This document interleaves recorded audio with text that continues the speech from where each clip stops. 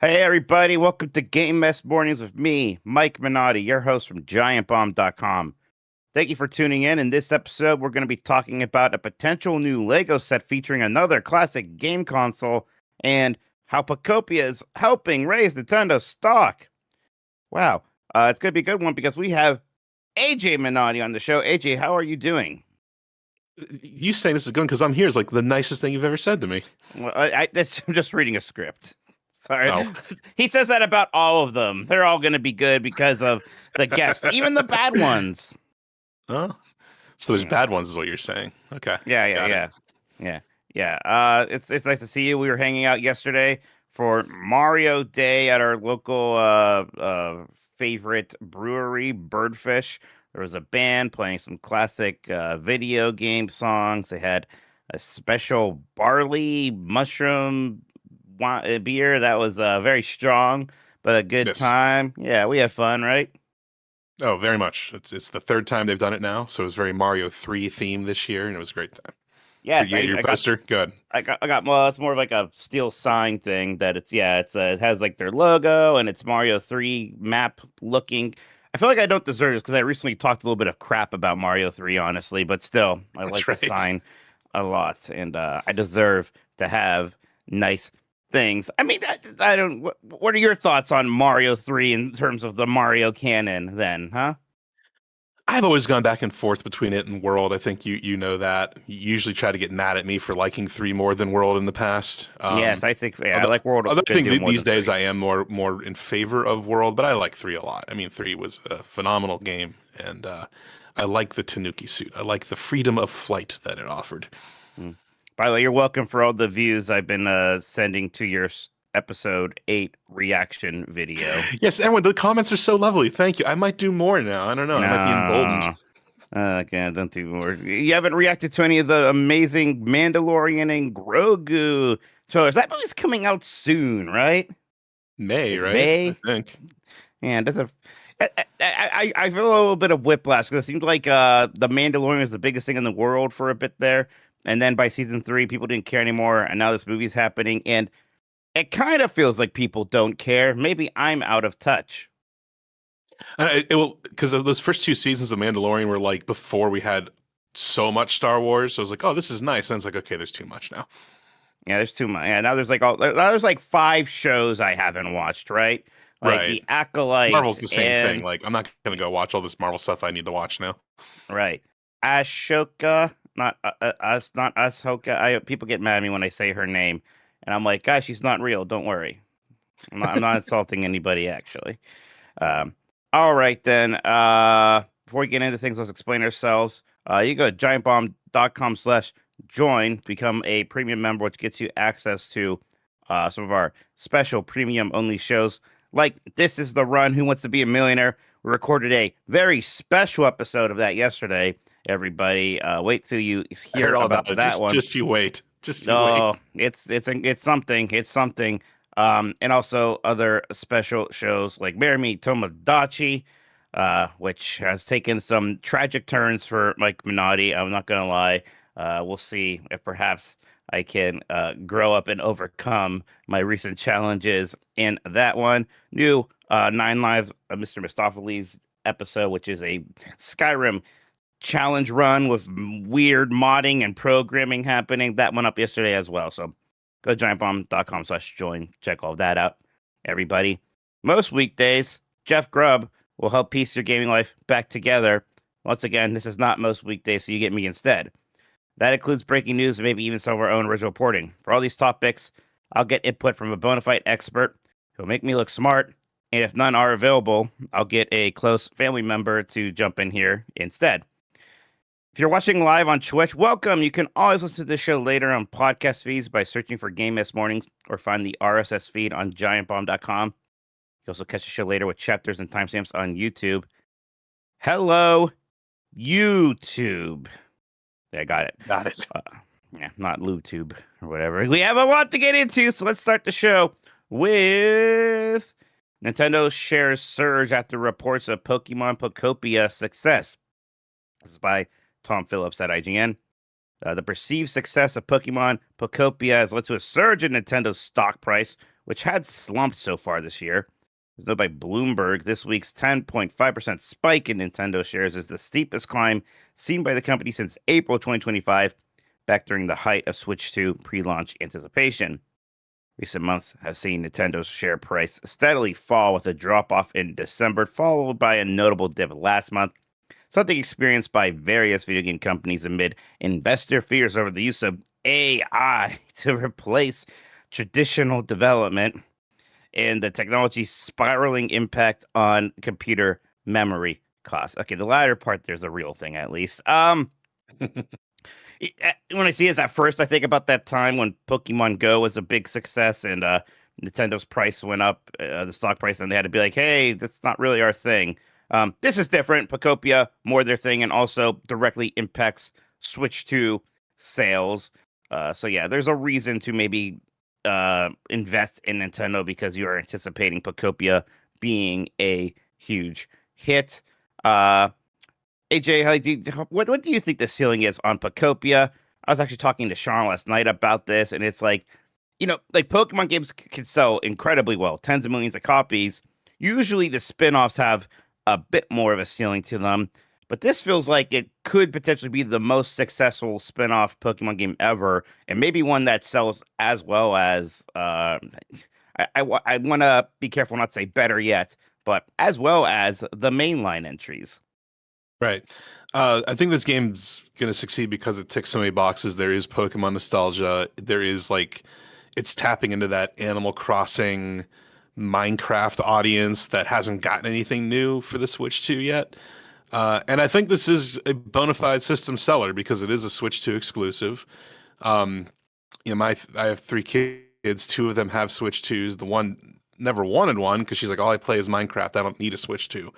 And I feel like as this game kind of pops off and once the other kids get their hands on it, I'm wondering if this is going to be the thing that's going to make her be like, maybe I do want one of these now so I can play this Pokemon building game with everybody else. And my friends now have it and on and on. So I feel like this is a very early system seller in a way. Things like Donkey Kong, we're great for the core gamer, but I feel like this is that first mass market appeal game that is a Switch 2 exclusive.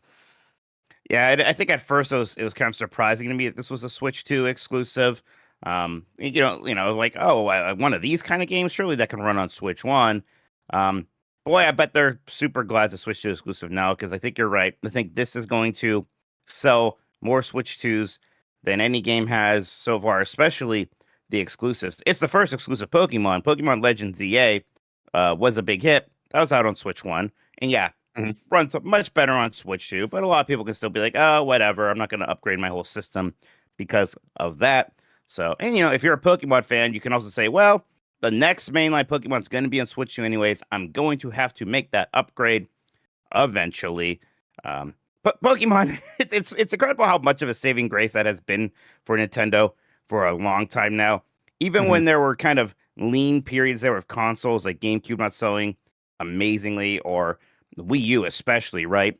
Well, Pokemon was still there to make sure the handheld machines were selling very well and that they were selling a ton of Pokemon games. Sometimes I wonder what Nintendo would be like right now if Pokemon didn't randomly come out in the 90s there and just give it the biggest shot in the arm that has not dissipated whatsoever. Right. Yeah, it's definitely been a lifeline for the company. And I do think it is smart that because Pokopia is this Switch 2 exclusive, it's kind of like building that base and expectation. Like, okay, Pokemon is now a Switch 2 franchise. So Pokopia is your kind of warning flare to get your Switch 2 figured out, get your hardware, just get this game to get ready for that next one, because that will be a Switch 2 exclusive as well.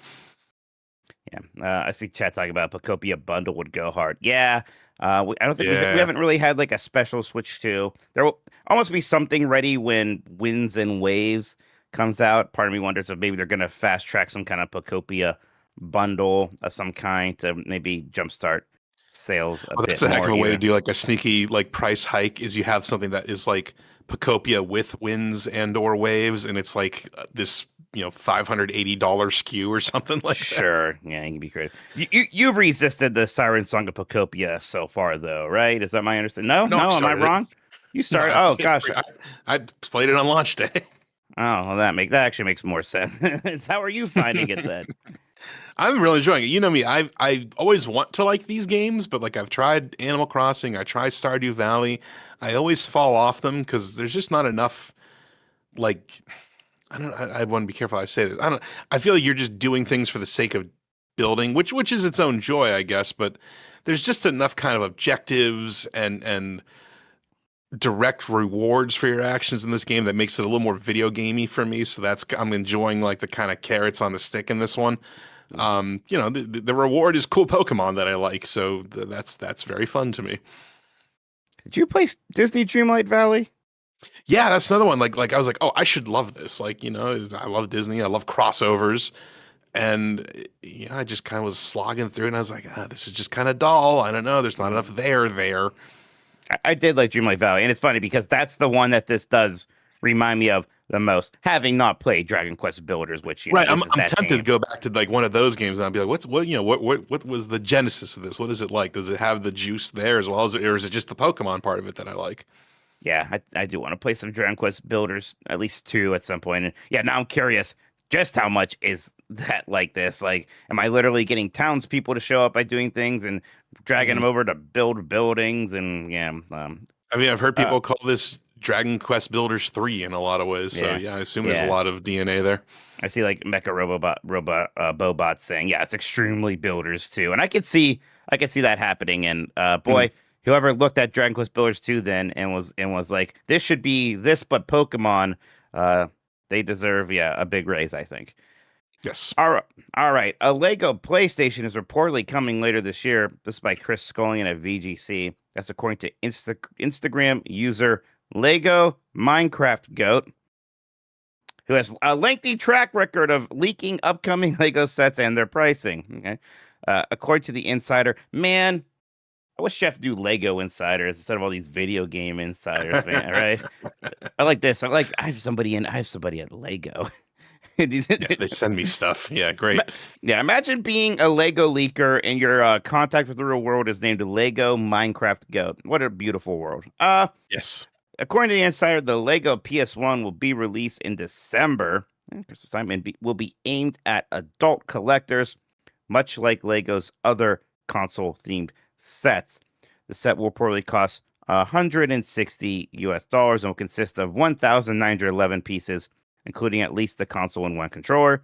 That isn't as many as the Lego Atari 2600, which was 2,532 pieces, or the Lego NES, which was 2,646 pieces.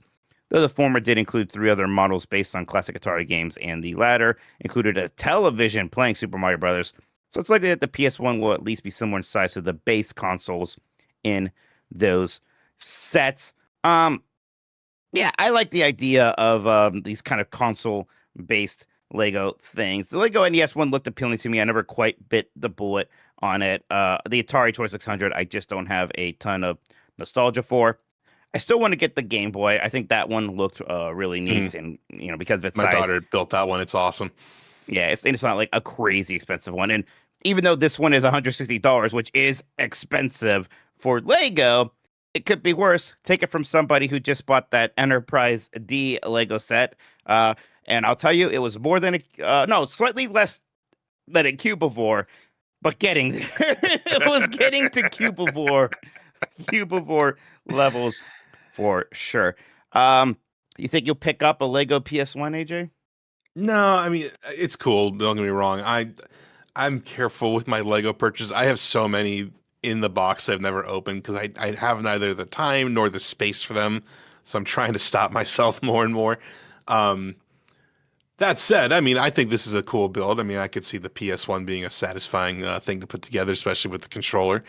So yeah, I think this is a smart move. I wonder if we'll get other PlayStation consoles. It'd be fun to have the George Foreman PS3 Lego build that someone Sure. will inevitably turn into an actual George Foreman grill or something. We got to be getting PS3 nostalgia at some point because it feels like that hasn't happened yet. Even I when feel like MGS4 coming back is going to be the start of that. maybe like we've had Xbox 360 nostalgia, but somehow I don't know. Maybe I'm sure it exists in some ways, but I just don't see a ton of PS3 nostalgia yet. you're gonna be helping me set up for our Lego stream, which we started to tease here. AJ, my other brother Chris are gonna join me and Jeff as we check out some new Lego Party content, playing some a couch multiplayer session of that. When you set that up, I'm hoping maybe it's also gonna help me prepare to maybe record myself working on that Lego Star Trek set. I think that would maybe be fun. Maybe do a time lapse or something that could be enjoyable. But speaking of nostalgia, my nostalgia for the PS1 has actually been super high lately.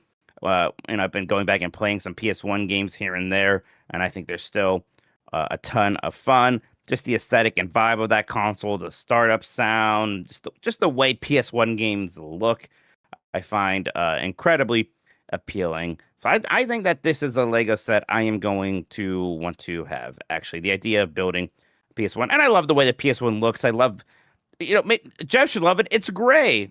Did you know that's his favorite color? That is his favorite color. That's true.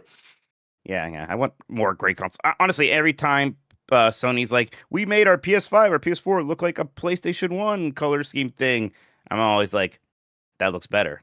Yeah, that PS1 styled DualShock 4 controller or whatever it was, that was slick. I like that one a lot. Mm-hmm. Yeah. There has been some Lego and PlayStation crossover before with Lego Horizon. Remember that? That's right. Yeah, the hit video game Lego Horizons. How can I forget? Yeah, so that was in fact a thing there. So yeah, I'm in favor of this. Yeah, I want to see more consoles. I want to eventually get my Lego GameCube, which could just be one Lego brick, actually, right? You don't even have to. It's not a build. Figure that one out. Just like go to like the bins of Legos and just get some purple ones and some black ones. You could build it yourself, Mike. I could just make my own Lego. AJ, what's the best PS1 game? I don't know if I know what your answer. Actually, I think I know what your answer. I think it's just Metal Gear Solid, right? Yeah, I realize it's probably Metal Gear Solid 1, which is not an incorrect answer for sure. All right. Mega Man voice actor won't return for Dual Override, as Capcom reportedly won't hire him with the protections of a union contract. This is by Vicky Blake at IGN.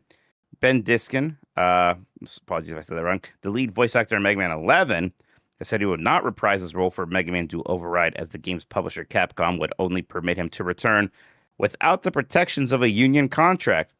In response, Actors Union SAG-AFTRA has now issued a do not work order against the upcoming Mega Man Dual Override, claiming the Japanese company had failed to initiate the signatory process necessary to hire unionized actors. This is now a quote. Please be advised that the production of the video game production please be advised that the producer, of the video game production entitled Mega Man Dual Override has failed to initiate the signatory process, the union wrote. As such, SAG-AFTRA members are hereby instructed to withhold any acting services or performances of any covered work for this production until further notice from the union. Accepting employment or rendering services on Mega Man Dual Override could now result in disciplinary action from the union. Consequently, Diskin has declared he is no longer the voice of Mega Man. In a statement posted to Blue Sky, Diskin said, with a broken blue bomber heart, I am no longer voice of Mega Man. I was asked to return for Mega Man Dual Override, but only on the condition I work without the protections of a union contract. I was told there are full AI protections in place that guarantee in writing that my voice will never be used for AI development, but was also told with certainty from Capcom that the project will not go union. While I certainly appreciate the acknowledgement of the concern around AI, working without a contract I can realistically enforce isn't something I can risk. Weird move by Capcom, right? Especially now that like SAG-AFTRA is telling people don't work on this project.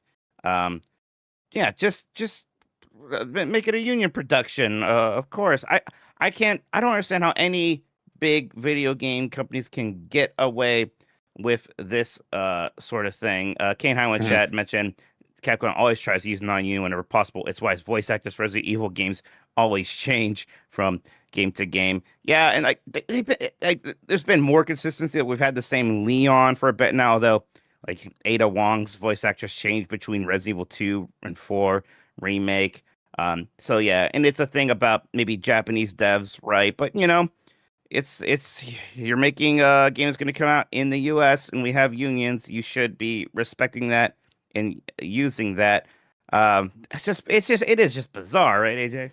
Right, and I believe Ben even said like he was willing to take like a lower fee for the roles to cover any union associated costs, which it's that whole thing of you see in movies like I want to have my lawyer in the room. Oh, we don't need your lawyer. Just sign right here. It'll be fine. Like, yeah, like, they're saying, oh, no, no, we won't use your voice for AI. We promise, but we won't do a union contract. Well, no.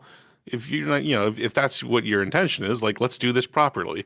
The fact that they don't want to is a little suspect that Right. maybe they would do some AI stuff down the road when they change their mind or something. So yeah, it's very disappointing. Again, as AI continues to be a very hot topic in the acting world, especially with voice acted roles, it's disheartening to see a company as big and successful as current Capcom being unwilling to play ball with that industry.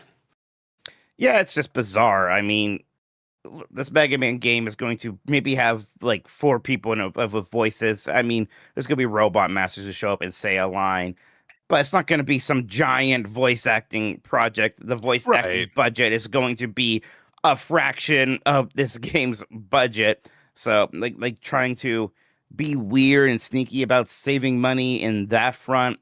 That's pretty shady. That's I it's have it's to say, super I guess, as pathetic. someone who played and beat Mega Man 11, I don't remember there being an abundance of voice acting in the game. Was there, or am I just There forgetting it? was, there was like an opening kind of slideshow cutscene with some dialogue. Basically, that's where most of the dialogue is, and then some at Mhm. the end. And every time you see a robot master, they say their one line and start Right. fighting you. So, and like Mega Man would say some things about like the gear system when he activated it, or like slow down or whatever. Um, look, I didn't particularly love Mega Man's voice in 11. I think it sounded a little old to me. But still, I would have appreciated the consistency. And the Hmm. bigger problem here is that they are locking themselves out of all SAG after members who, those are those are the professionals. It turns out. Right. Unless you want to do something quickly, Mega Man, like get the pros in there. Quit Right? asking the Yeah. Right. janitor to do the Yeah. voices. Yeah, Mega Man does not have a stellar history of good voice acting, right? For every Mega Man Legends, Yeah. there's a Mega Man 8 or a Mega Man X4. What am I fighting for?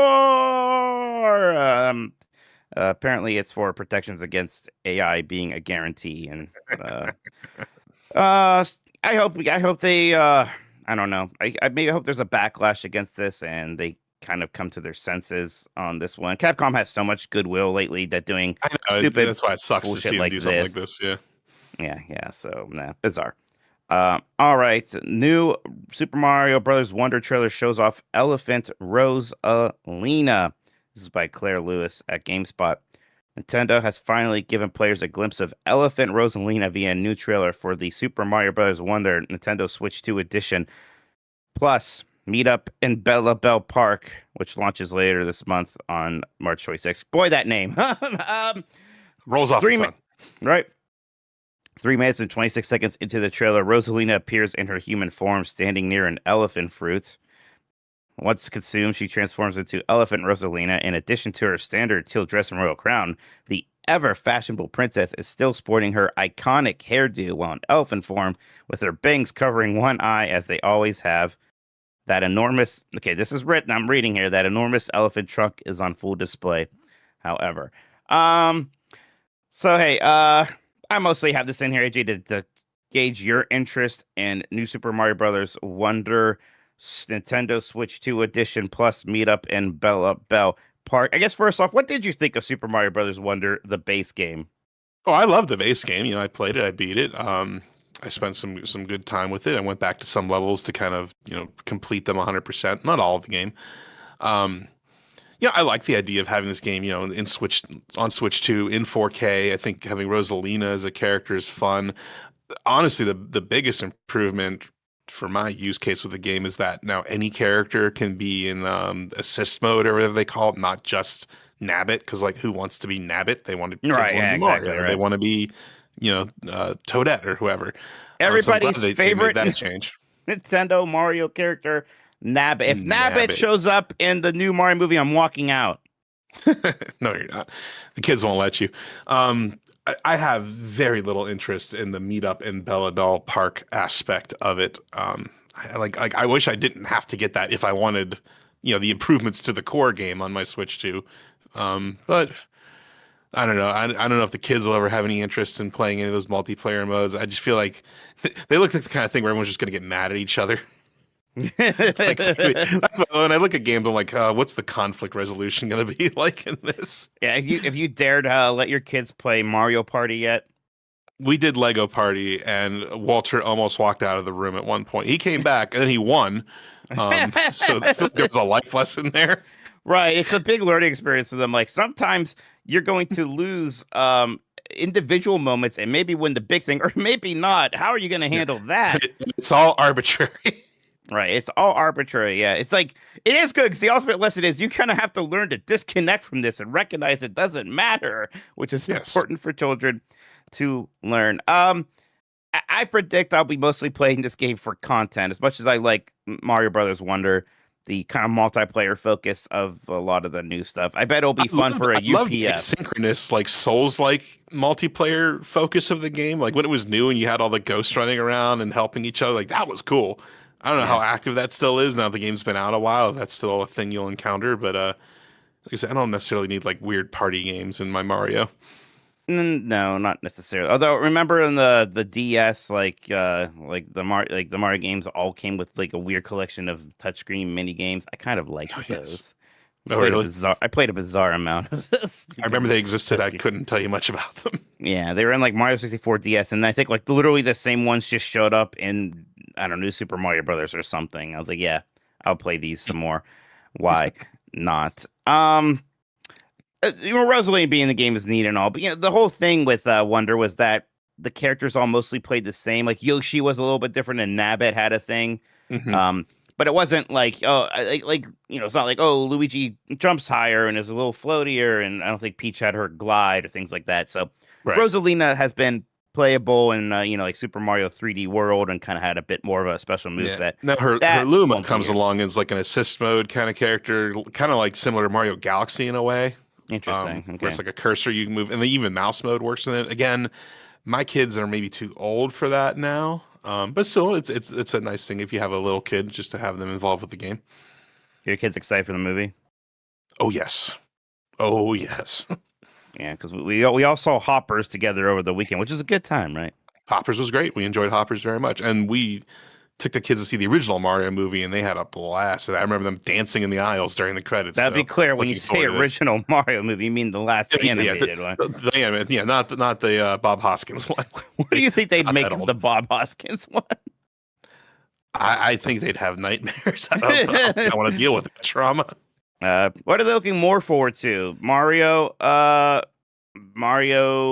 2 or Toy Story 5? They're kind of whatever's next. So I think it is Mario right now, but Toy Story will be swiftly behind it. My daughter said something very sobering when I showed her that Toy Story 5 trailer. I pointed out like, oh gosh, when the original Toy Story came out, I was 11 years old, and now when Toy Story 5 comes out, you're going to be 11 years old. She's like, oh, can't wait to take my kid when they're 11 years old to see Toy Story 10. Mm-hmm. Boy, I tell you what, AJ, because I know it's been about a half hour in, I was getting ready to take a break. And then in this doc here, I saw Jan first write in giant letters, take a break. And then kind of replace it in the giant letter says, don't forget to take a break, smiley face. And look, I appreciate the softer approach, but how dare you doubt me? I knew. We're going to take a break, everybody, because we're halfway through. We'll be right back after this break, a bricky break. I'll say it. Ooh.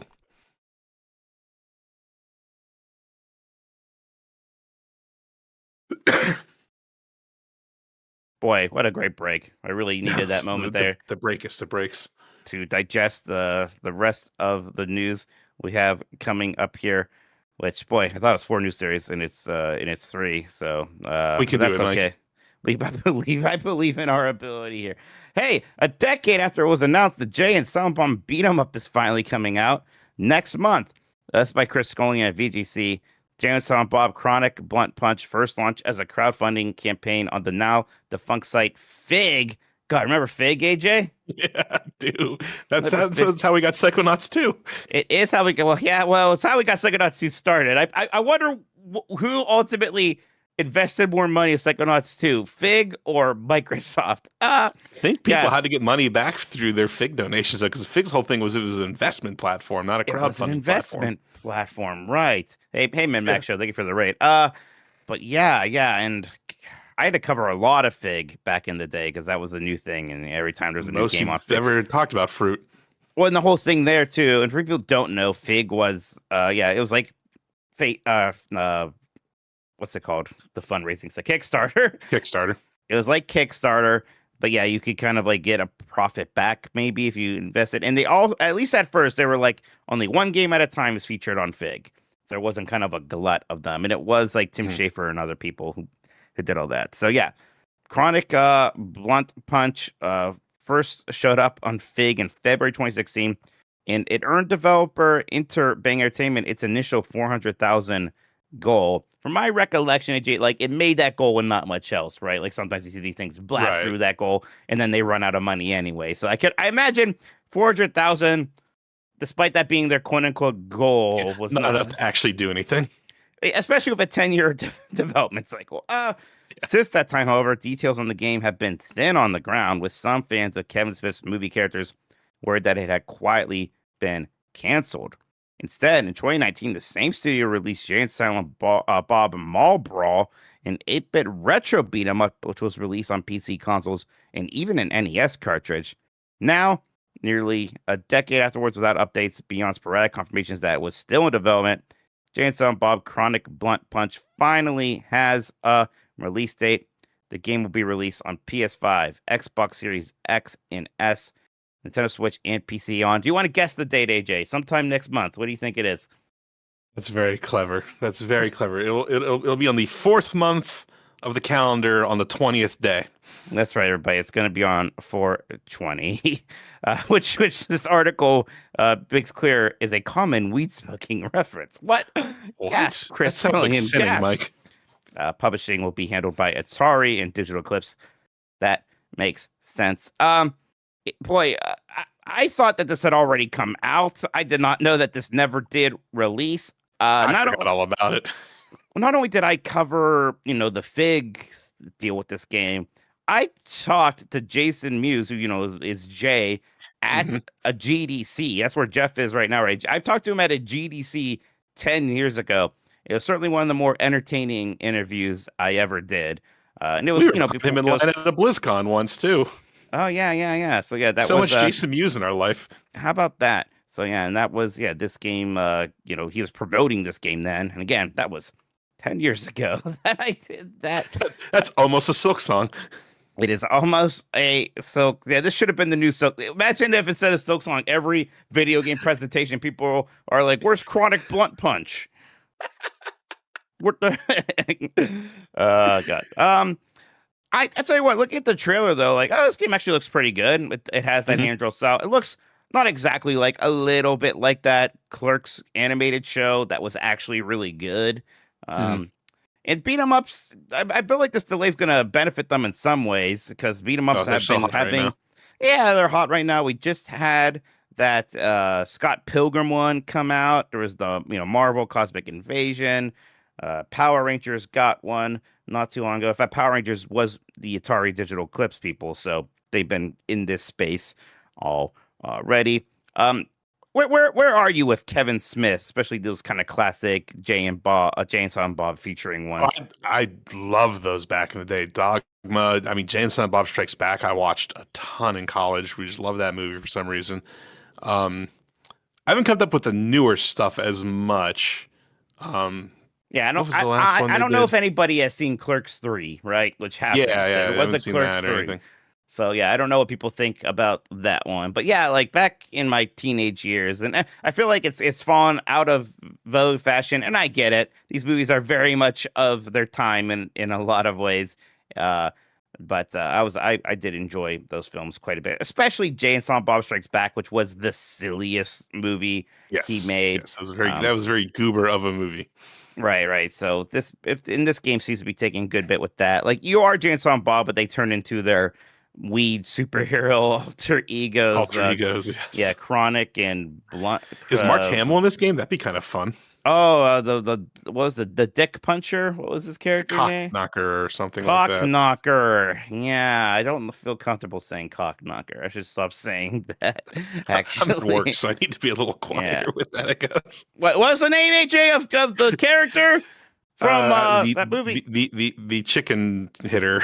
That's not right. Can you speak louder? Actually, what was it? Mark Hamill played him. Your hero. Cock knocker. Oh, okay. I don't know how to whisper. Interesting.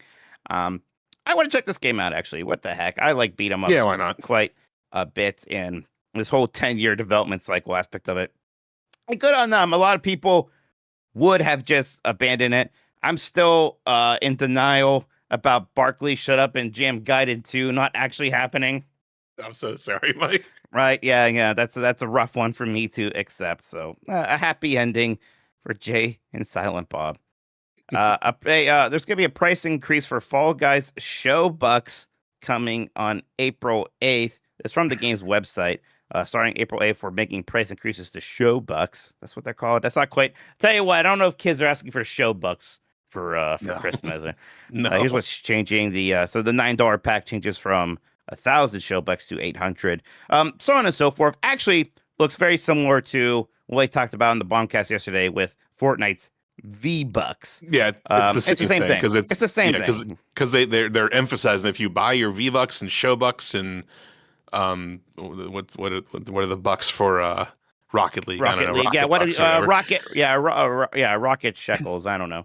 But if you buy them from Epic, you get your 10% back or whatever, and it's almost the same as the old cost. It's not, but boy, I haven't listened to the Bombcast from yesterday. I'm sure you guys talk about this a lot as far as the V-Bucks thing goes, but who in PR and marketing approved that blog post where it's like, it's getting expensive to run the most successful game in the world and we need help paying the bills. Oh, poor little us. The cupboards are bare. Like, Yeah, you made just $3.5 awful million wording. off Fortnite in 2023.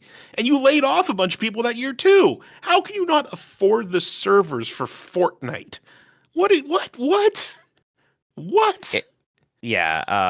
Bizarre betting. This blog post was very dry, just kind of talking about the differences in these prices, which, I mean, look, I guess part of me's like, there's inflation everywhere. Then another part of me's like, boy, Epic Games, they make just $1 zillion. They made so much money from Fortnite. I can't imagine why they need this. They gotta make more money. Like, Yeah. God forbid that the profits aren't as profitable as they were profiting before. Well, Like, don't forget it's about insane. Don't forget about their charity, AJ. I almost meant to include this. I saw that Fortnite Save the World, a mode that was previously known as Fortnite. The kids just can't stop talking about. Yeah. Did you know that wasn't free? Well, it's about No, to be. I didn't. Yeah, I you saw had to that pay. announcement today. I was like, what? It's going to be free for it's not all platforms, but it's going to include Switch 2 here. So yes, It's not on Switch 1 because I think it couldn't run it. So, yeah. Right, exactly. Or mobile for that matter. People don't know, Fortnite Save the World is what? Fortnite was supposed to be a kind of zombie survival, building your fort and surviving waves of zombies. It takes more inspiration from Call of Duty zombie mode than anything else. And then they pivoted when PUBG was a big hit and just added in a kind of makeshift battle royale mode, which turned out to work super well in their game engine. And $1 zillion later, here we are. There's a part of me that thinks it'd be funny if on UPF we played Save the World just to see what the hell that looks like. That's even like, God. Yeah. Gosh. I remember this just sucks because I like Fortnite. I go in and out of it. I played a lot of it during that Simpsons season. That was super fun. But boy, if there was ever a game where it's easy to not spend money because it is just cosmetics, I could play Fortnite and just kind of be happy with the skins I have at this point. Even because I have Xbox Game Pass Ultimate, I get the Fortnite Crew subscription as part of that. Even that had like what you get from that reduced. Like, it's just ridiculous. It's so dumb. For what? So I could buy fewer things? Okay, I guess I won't give you money. Like, it's just whatever. Good luck to them, I guess. They need it. Gosh, I remember when Fortnite was first popping off, and I had to write about it. Even though it was clear that all anyone cared about was like the battle royale mode, every time I tagged a story about it or wrote about it, my editor made me mention, like, say, Fortnite Battle Royale is doing this because I had to differentiate it from Save the World In still. case someone got confused. Right, and it was such a happy day for me when we finally dropped that in our style guide, right? Because for a while that was the distinction. There was Hmm. Fortnite this and Fortnite that, and then it was pretty clear what Fortnite actually was to everybody. Hmm. All right. Dragon Quest creator Yuji Horii English says that English translations of Japanese games lose flavor because it's, quote, a simple language. Another one by Chris going VGC. Thank you, Chris. Dragon Quest creator Yuji Horii has said that Japanese games typically lose some flavor when they're translated to English because of the language's relative simplicity. In an interview with Famitsu, where he was speaking with Paranormosite writer and director Takanori Ishiyama about the release of his latest game, Paranormosite: The Mermaid's Curse, a game which I hear very good things about, by the way, and want to check out. Ishiyama, who previously worked on Dragon Quest X, noted that the game supports English and Chinese as well as its native Japanese, but explained that while he was meticulous about the language used when writing the game, he's worried that if he was too particular about it, the meaning might not be conveyed when translated to another language. When it comes to English, the flavor tends to get lost in many ways. Horii replied, as translated by Automaton, things inevitably end up sounding simplistic. Ishiyama went on to give an example of the numerous first-person pronouns people can use to refer themselves in Japan, while English just uses I. I have kind of mixed feelings about this one, AJ. It's absolutely true that when things are translated, something from the original flavor is going to be lost or going to have to be reworked. There's just so many things missing from language to language. There's idiots on the internet who seem to think that translation is just like, well, this word now means this word, right? Not keeping in, mind things like grammar or what vowels this language uses, or subject, verb, noun, order, makeup, things like that, honorifics, all these issues. Yeah, well, it goes for that too. There's cultural phrases and even things as simple as a rhyming pattern to something that gets lost in translation. It is more than just this word equals that word. It's the difference between translation and localization, which are two very different things in my opinion. And for the latter, it's a lot more work. You need writers who know how to write in two languages. And we talked about games that have good localization efforts, things like even the going back to Super Mario's the Superstar Saga. Those games were hailed as having great localizations because the writing was so sharp and witty and had a lot of personality that you don't get from literally going to translate.google.com, putting in the script and just copying and pasting what you get out, which is what we used to get before that, like, people saw the value in storytelling in games. Um, I guess I understand his concerns that something might get lost in an unintended way, but also, like, I don't know, what are you gonna do? Do you want your game to come out around Yeah. the world or not? Yeah, I think I don't like the characterization like, well, English is just a more simple language. And it's I've happened to like be listening to a lot of audiobooks about languages and language families and things like that. And one of my big takeaways is that languages aren't necessarily more simple or easier than others. In some ways, yes, but they are different. So, Mhm. for Japan having all these extra words for I, and with having the honorifics, and alphabet wise, they have like three different alphabets, including our normal, not normal, but our English letters, right? So there's things Mhm. there that are more complex. But then a lot of things in Japan are understood by context, where for us maybe it's more spelled out. So there's just differences about it. And this interview also translated. So whenever I see people getting mad at something that Japanese developer said that's been translated, a lot of times I'm like, I wonder if something was lost in this translation that maybe isn't coming through exactly. But Chinese is a language where so much of the language comes through tones, right? Not necessarily Mhm. just the spelling of the words, but how you say that word can have a completely different meaning. Lots of languages are like that. So yeah, like translating, it can be difficult. It's an art. The thing here to me though is the Dragon Quest games seem to me, in terms of I like reading them and I like the stories, not in terms of I know the original so I can judge it based on that. But their translations seem very good.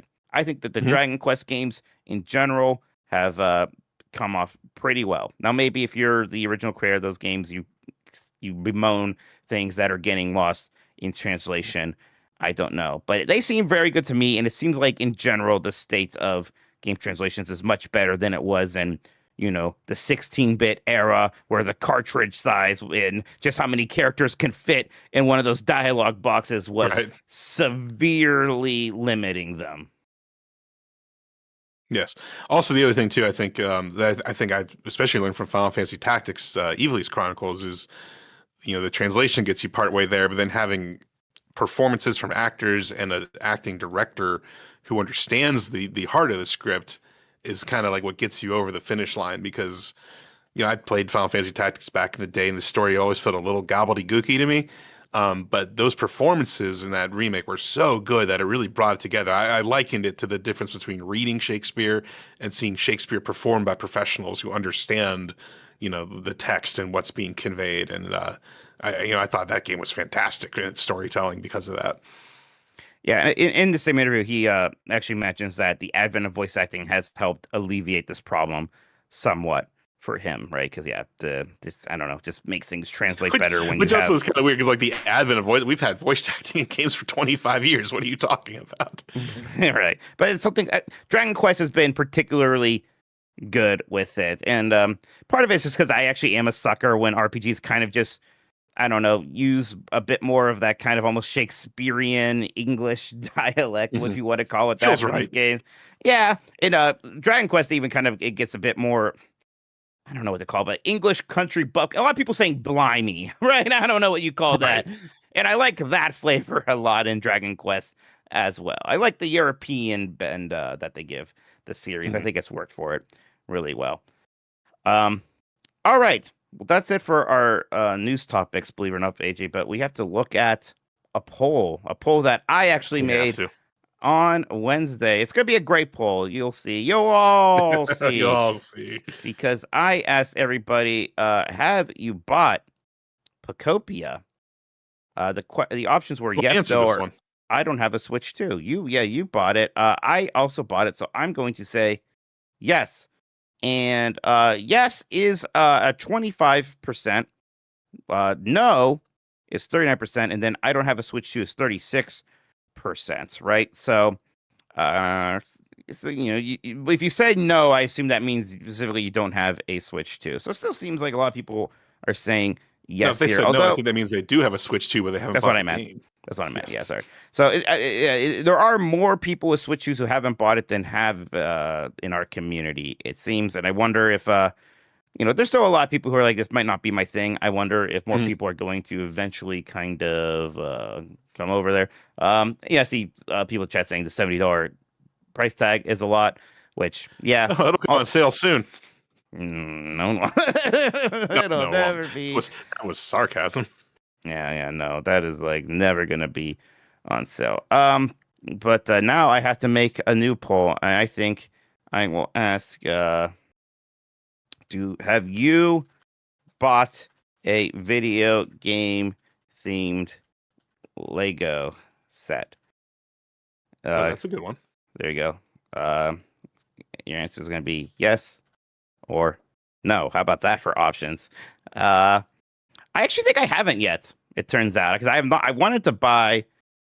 Well, okay, but bot's confusing because I have bought that Super Mario 64 one as a gift for Jeff. So I guess that's Well, sure. technically a yes for me. But for myself, not yet actually. I still want to get that Game Boy one at some Hmm. point. And if this PlayStation 1 is real, I will absolutely be doing Yeah. that. Yeah. I mean, me and the kids, we did the that first wave of the Mario ones that had like the little interactive Mario with the face. We did those years ago when that was new. So I bought those. Like I said, Sophia's done the. Did you get her that Game Boy? Yeah, you got her that, right? Yeah, I got the Game Boy. Yeah, Yeah. yeah, So yeah. we had that one. Um, Tangent. You saw they confirmed that like more Mario sets coming in 2027 with like an actual Mario minifig, not that little digital version of Mario. Yeah, it looks much better. I don't know. I've been relatively unmoved by most of the Mario sets. I never liked the Legos that's like, here's a character as a big Lego creation. Like Like the the Bowser Lego, or something. like the Bowser doesn't do much for me. I mean, with Lego, I generally want buildings or vehicles. I think those are the Mm. things, or devices, I suppose. So yeah, like places you want is good. I think that people and nature do not look very good in Lego form. Like there's that new No, Zelda one that's the diorama of the final boss fight in Ocarina of Time, and I don't know, that just doesn't look that good as Lego to me. right. No, I will say the Lego botanicals where you make like little potted flowers and stuff. Those are pretty cool. Those are Okay. nice. Yeah, so that can make. There was also the Lego Sega Genesis controller, right? Just the controller. Oh yeah, that's right. They did do that. Yeah, I'd love a just a. Gen 1 Genesis Lego set. That'd be cool. They With a should make working this. volume slider. Well, they should make the set like just straight up be the Power of Tower, right? It should be like the Genesis Oh. and the Well, no, CD and a they 32X. could do them as three separate things, but then you could combine them all together. It just prints money. Okay, yeah, I might like that. But yeah, I don't know what Mario thing they could do. Have they done just Peach's Castle? I assume I think because castles so. always look good. You Yeah, still need to castles make are your always good. And with the movie coming out, maybe you could do like Rosalina's observatory in some sense. That'd be cool. sure. But would you do you like Planet Mario from Galaxy 2? Because I think that thing looks stupid. No, I'm not. I think I'm famously on record. While I concede Mario Galaxy 2 is the better game, I like the structure and the story hooks of Galaxy Mm, 1 a lot better. of course, Yeah, the the plots, the story Planet hooks. Mario was whatever. Sounds Is like the a damn train. What things always sound like trains in Mario games. You ever notice that? no what? Like bosses will make like train whistles when they're coming at you, and Oh, Planet like Mario is literally, always making yeah. train sounds. Yeah, well, there's that dragon who just has train whistles. I like trains. We should make some kind of vlog centered around them sometime. That might be good. I see a Dan Riker in chat saying, "How dare this guest pleasantly smile at content on the internet?" Look, you came at me with your whole, "Oh, he's pretending to be mad." I am the most sincere person you know. I've met your friends. How dare you try to act like, oh, he's playing it up. He's pretending to be mad because engagement bait. I would never engagement bait except for that one time yesterday when I did a social message for the Bombcast and got people to argue about episode 8, which is such a good trick. It works It works guys, every time. if you are like a social media manager or you got to make a social post for work, just somehow work episode 8 into it. You'll get so much hmm engagement. It's hmm fantastic. I always hate when you see like you're on Facebook and it's like what's the best Star Wars? Like for this one, heart for that one. I'm like, you just want me to click the engagement button. Stop it. I'm not falling for Yeah, that. you don't fool me. All right. What's happening on a Giant Bomb the rest of this week? Since I don't know, Jeff Mike, I is, work there. You tell me. yeah, well, I'll tell you, Jeff. Why are you asking me? Jeff is going to be still at GDC. So no Blight Club today, but that's okay. We're gonna have a Delight Club, Dan and I. Dan's actually going to play that Resident Evil 7 DLC where you play as an old man who punches alligators.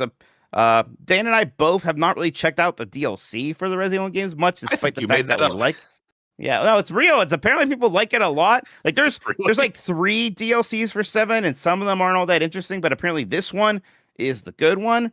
Hmm. It's called End of Zoe, so I'm excited to look at it. I'm excited to just. Some people be like, "Wow, Mike deserves a Delight Club more than Dan." I'm happy just to watch Dan play this Yeah. one. I'm gonna sit back, Put the sticks relax, down. Yeah. have Be a a passenger Coke princess. Zero. Yeah, passenger princess. So that'll be good. Also, Abby and Jeff are gonna have their keyboard stream later today as well, which has Ooh. been long in the planning there. I don't really understand what that means. They've been talking about for a while. I'm curious to take a look at that myself. Are they building a keyboard? I believe they're building keyboards. Yeah, Okay, something I like get that. that. I put new keycaps on my board when I got those Final Fantasy 14 caps. It has a kind of Lego like Zen flow state to it, where you're just kind of putting this thing together and making it nice. And yeah, it's good. Keyboard stream, everybody, later today. Uh, Hey, maybe we'll do a desk building stream for you one day, Mike. Ew, gross. No, that desk is so safely in that box. It's been kind of slouching against the wall lately. It's I was about gonna to say, it hasn't fall. fallen over yet. No, I might have to prop it back up over there soon. Uh, Hey, tomorrow Game of Mornings is back and Jeff's back, everybody. So you'll be free of me. Dan in chat says, "Ha ha ha, get him, CJ." So Game of Mornings What's is back Chris's with. fake name? I know you're Mitch and I'm CJ. Is he like He says crass or something something? about it. I forget. I forget if it's Carl. It's some other C Carl, that word. sounds good. Oh, Says Clark Carl says. Energy. I don't think it's ever Oh, been Clark Clark. before. I think that's new. I don't think it's ever been Clark before. Dan, but I like it. I like it. I like it. Okay. Voicemail dump truck tomorrow as well, and for our previous friends, Marimi Tomodachi is back. We've been having a ton of fun with that. I'm very invested in what's going on with my character at the moment. So that's been an amazing time. And then Friday, Game of Mornings again, and we've been talking about some plans for UPF. I don't think we've entirely settled on one, but yeah, we got some ideas banging around in there as well. Um, all right. H, is there anything you would like to plug? Yeah, go listen to our Disney podcast, 90s Disney. We just had an episode come out about the time they made Cinderella Castle look like a giant birthday cake. So if you ever saw that or are intrigued by that thought, apparently a lot of balloons were used in that construction, which blew my mind. Yes, yes, So you yes. can check that out. And we have some point here in the near future, we'll be recording a bonus episode, and then yeah, go watch that. It's fun. And then yeah, Yeah. like you teased, I'm involved with some kind of Lego content coming up to Giant Bomb soon. So keep an eye out for that if you need more CJ and Carl in your life. I don't know about Carl. Carl needs to be Or Clark or workshopped. whatever it is. I Clark forget or already. Carl? Oh yeah, Clark. It was Clark, not Carl. Who the fuck is Carl? Great I don't know if question. he's gonna be there. Apparently, it's He's gonna be gonna great. yeah, all the stars are here. All right. Thank you so much, AJ. I do appreciate it. With that, we are out. Thank you for being the best audience of gaming. And until the next morning mess, have a good one. Take care of yourself and goodbye.